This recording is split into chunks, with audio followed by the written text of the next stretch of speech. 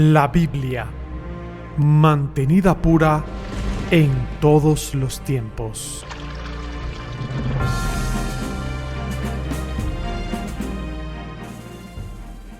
Una de las cosas que quiero hacer al comienzo de cada sesión es que quiero leer una porción de la palabra de Dios, pero no necesariamente voy a estar predicando en estas presentaciones.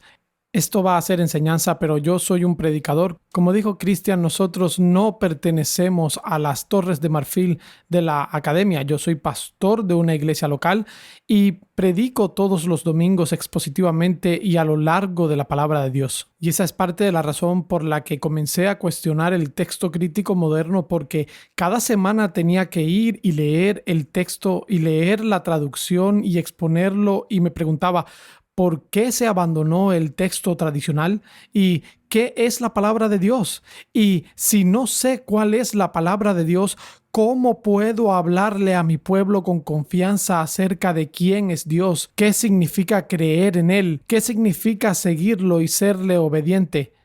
Pero quiero comenzar cada sesión con solo leer algunas escrituras para darnos un punto focal, aunque no vamos a hacer, como dije, una exposición de las escrituras esta noche. Voy a leer 2 de Timoteo, versículos 13 y 14. Me escucharán hacer una referencia a este pasaje más tarde, también esta noche. Si es posible, pues me gusta la tradición, pongámonos de pie en honor a la lectura. Estoy leyendo de 2 de Timoteo. En el primer capítulo, versículos 13 y 14, habla el apóstol Pablo. Retén la forma de las sanas palabras que de mí oíste en la fe y amor que es en Cristo Jesús. Guarda el buen depósito por el Espíritu Santo que habita en nosotros. Que Dios bendiga esta noche la lectura y el oír de su palabra, y unámonos en oración. Tu Espíritu Santo movió a los hombres de antaño a escribir estas palabras y, oh Dios, te lo agradecemos. Se la has dado a tu gente. El Espíritu Santo nos ha dado la mayordomía de la palabra. Ayúdanos a recibirla. Ayúdanos a honrarla. Oh Dios, danos iluminación esta noche por tu Espíritu Santo. Ayuda a nuestros ojos a ver y a nuestros oídos a oír. Abre nuestras mentes y corazones. Te lo pedimos en el nombre de Cristo. Amén. Pueden sentarse. Así que esta es la conferencia mantenida pura. La conferencia mantenida pura. Lo sé. No será una conferencia sobre pureza sexual. Probablemente hayas escuchado eso. Quizás ustedes se tropezaron con este lugar y pensaron que sería ese tipo de conferencia. No estoy seguro qué pensaron. No, como ya dijo Brett al principio, esta va a ser una conferencia dedicada a hacer un llamado sincero pero fraternal para que ustedes regresen a la visión protestante clásica del texto bíblico de las Escrituras. Bueno, ¿dónde dice esa frase mantenida pura? Es decir, el nombre de la conferencia mantenida pura. ¿De dónde viene esa frase y cómo se relaciona con esta tarea de regresar a la visión protestante clásica del texto bíblico? Bueno, ese título de la conferencia mantenida pura proviene, por supuesto, de la Confesión de Fe de Westminster, capítulo 1 y párrafo 8, que el respetado historiador Richard Muller ha llamado así, cito, sin duda, este es el más grandioso documento confesional escrito durante la era del escolasticismo protestante.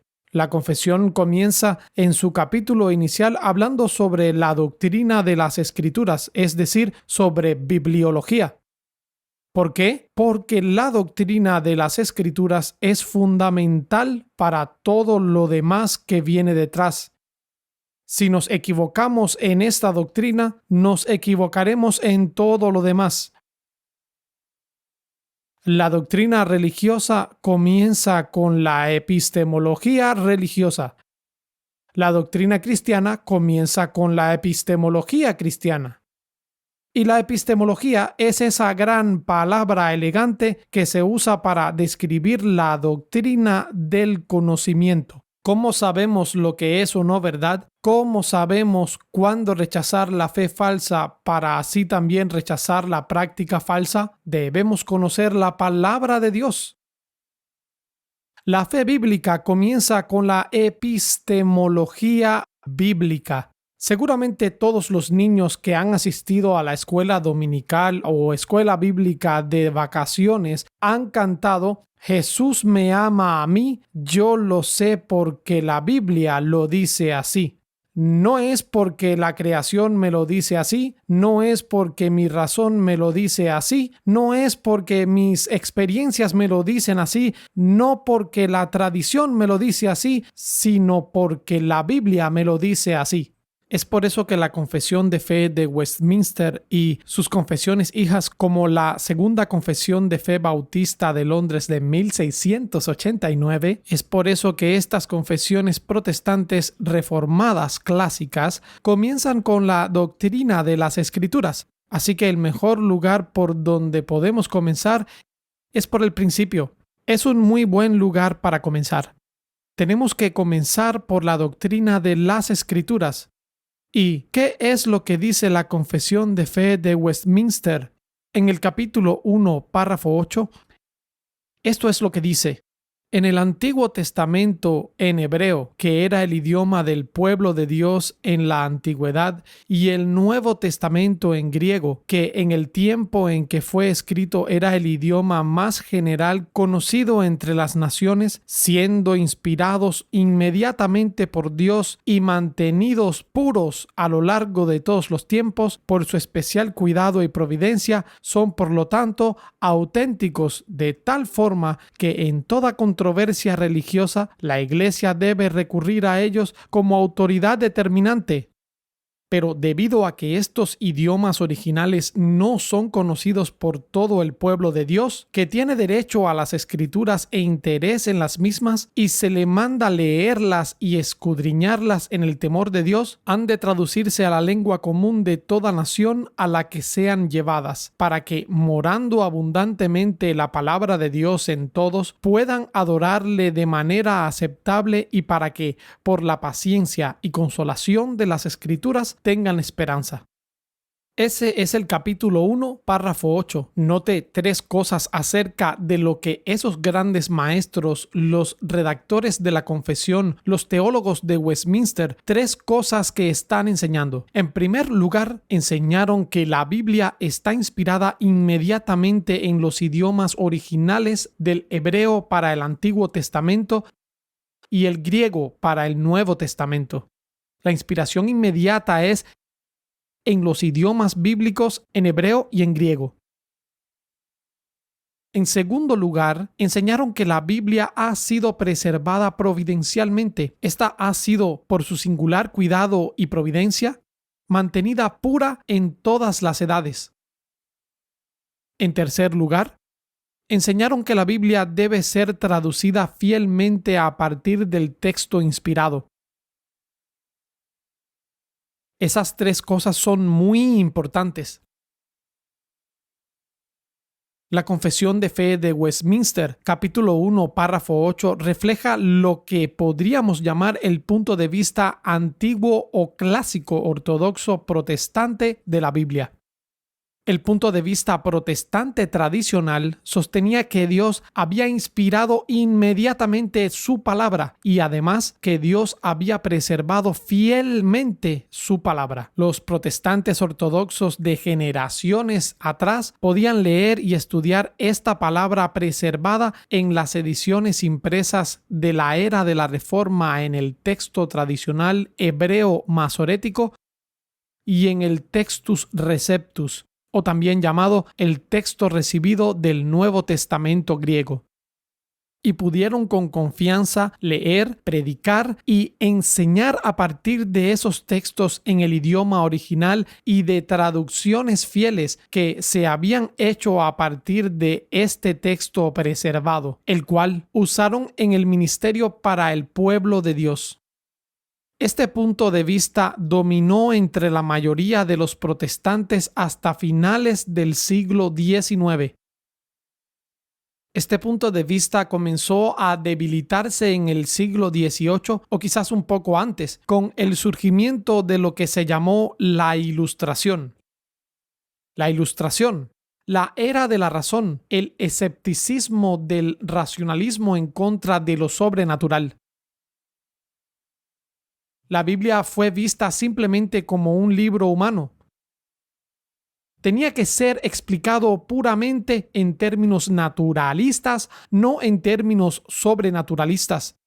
Y luego, en el siglo XIX, la era de la ciencia, se produjo el surgimiento del método crítico histórico moderno.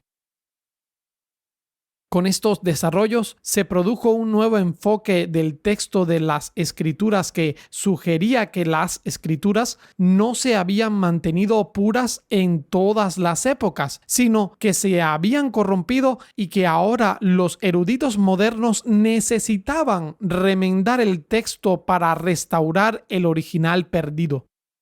Esto es lo que podríamos llamar el enfoque restauracionista. El enfoque protestante clásico fue el enfoque preservacionista, pero luego se introdujo en los siglos XVIII y XIX el enfoque restauracionista, y esas dos posiciones contrastan entre sí. No se pueden reconciliar. Lo que estamos sugiriendo en esta conferencia es que debe haber una recuperación de la posición preservacionista entre los protestantes confesionales. El lenguaje de recuperar es muy popular en nuestra época. Si lees teología contemporánea, hay mucha gente diciendo, ¿sabes? Necesitamos recuperar la teología trinitaria. Por ejemplo, creo y afirmo el teísmo clásico, pero creo que también debemos fomentar la recuperación de la visión protestante clásica de las Escrituras. Necesitamos defender el punto de vista preservacionista en contraposición al punto de vista restauracionista. Todos sabemos que la Biblia y la cosmovisión bíblica están bajo ataque en nuestros días. Recuerdo haber leído hace un par de años sobre un popular actor contemporáneo que afirmó en una entrevista que cada vez que iba a quedarse en un hotel, él tomaba la Biblia de Gedeón de cortesía que se ponen en las habitaciones de los hoteles y buscaba los pasajes donde se hablaba del código de santidad en el libro de Levítico que denunciaban el comportamiento homosexual, y literalmente tomaba esas páginas y las arrancaba de la pequeña Biblia de Gedeón que estaba en su habitación de hotel. Aunque ese tipo de comportamiento puede resultar repugnante, a veces podríamos desear que cada ataque a la Biblia fuera tan abierto y directo. Como alguien que abre la Biblia intentando literalmente arrancarle las páginas, los ataques más serios a la integridad y a la autoridad de la Biblia, sin embargo, generalmente son mucho más sutiles, lo cual no es menos insidioso y peligroso. Hoy el peligro es menor cuando los actores incrédulos muestran su gran odio al contenido de las Escrituras, que quieren arrancar sus páginas en un intento fallido de detener o suprimir la verdad con la injusticia. De todas maneras, lo que hagan los actores no es tan importante para nosotros. Pero nuestro problema es que muchos eruditos contemporáneos y publicadores de la Biblia están alterando fundamentalmente los textos de la Escritura en un supuesto esfuerzo por mejorarlos a través de la ciencia. Esta es la llamada crítica textual moderna. Estamos cuestionando la sabiduría de esta. Esta conferencia solo se trata de cuestionar la sabiduría de la misma. El problema, nuevamente, no es que los malos actores literalmente estén arrancando páginas de la Biblia, sino que el problema es que algunos están colocando porciones de las escrituras entre corchetes, como por ejemplo el final tradicional de Marcos, es decir, Marcos 16, 9 al 20, y también la mujer sorprendida en adulterio, que se localiza en Juan 7, 53 hasta el capítulo 8, versículo 11.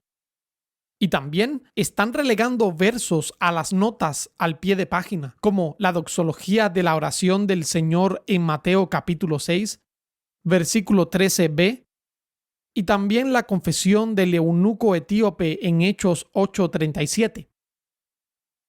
A veces, cuando estoy enseñando un resumen del Nuevo Testamento a mis estudiantes universitarios, le pido a alguien que lea ese versículo. Y si tengo algo como la Nueva Versión Internacional o la ESV, dirán, espera un momento, no está ahí. Salta del versículo 36 al 38, y esto brinda la oportunidad de hablar sobre por qué ese versículo ha sido relegado a las notas al pie en algunas traducciones modernas. Y también estas omisiones involucran a los 3 testigos celestiales en 1 de Juan 5, 7 y 8. Y entonces habrá corchetes alrededor de esos versículos para eliminarlos de una vez. ¿Por qué? Porque los eruditos modernos explicarán que ya no creen que esos textos en particular o esos versículos sean originales basados en evidencia supuestamente más nueva y mejor o métodos más nuevos y mejores. Así que los traductores de la Biblia y editores incorporan esta perspectiva en sus traducciones, mientras que los pastores llevan esto a sus púlpitos y el pueblo de Dios escucha y recibe esto desde sus asientos. Curiosamente, han sido principalmente los miembros que están sentados en sus asientos quienes más a menudo han reconocido instintivamente los peligros de estos cambios en contra de la suficiencia, autoridad e integridad de las Escrituras. El pueblo de Dios ama la Biblia. Frecuentemente pienso que ellos creen instintivamente a partir de su sentido común y por la lectura del texto que Dios ha preservado su palabra. Se les ha reprendido por preocuparse demasiado por la tradición o la certeza que por la verdad. De hecho, lo que han estado haciendo es defender instintivamente la integridad de los textos de la palabra de Dios, incluso cuando sus pastores y sus eruditos no lo han hecho. En Juan 10:27, Cristo dice, «Mis ovejas oyen mi voz y yo las conozco y me siguen». Ustedes podrán observar que las ovejas han escuchado la voz del pastor en el final tradicional de Marcos y en el pasaje de la mujer sorprendida en adulterio, y ven que algo anda mal cuando hay un intento de eliminar esos pasajes de los textos de la Escritura. Bueno, no hay una cuestión más fundamental para la iglesia de hoy que el texto de la Biblia. Si no sabemos qué es la Biblia, no podemos saber qué dice la Biblia. Si no sabemos lo que dice la Biblia, no podemos saber qué es lo que debemos creer y cómo debemos vivir, ni podemos predicar con confianza el Evangelio. En Romanos 10, 14 y 15, Pablo dijo, ¿cómo pues invocarán a aquel en el cual no han creído? ¿Y cómo creerán en aquel de quien no han oído? ¿Y cómo oirán sin haber quien les predique? ¿Y cómo predicarán si no fueren enviados? A lo que podríamos sugerir la pregunta, ¿cómo predicarán si no tienen la Biblia? ¿Cómo la predicarán? No saben qué es la Biblia. Si esperan que algún día se pueda definir, incluso si no la tenemos ahora o todavía estamos trabajando en ella, o podría haber algunos descubrimientos posteriores que podrían alterarla. Si la trompeta diere sonido incierto, ¿quién se preparará para la batalla? No podemos descartar este problema como lo hacen algunos diciendo, oh, es que usted cree solamente en la versión Rey Jaime. Este no es un problema de traducción. Primero, es un problema de texto. Podemos discutir sobre la traducción. Esa es una discusión importante, pero primero tenemos que tener la discusión acerca del texto.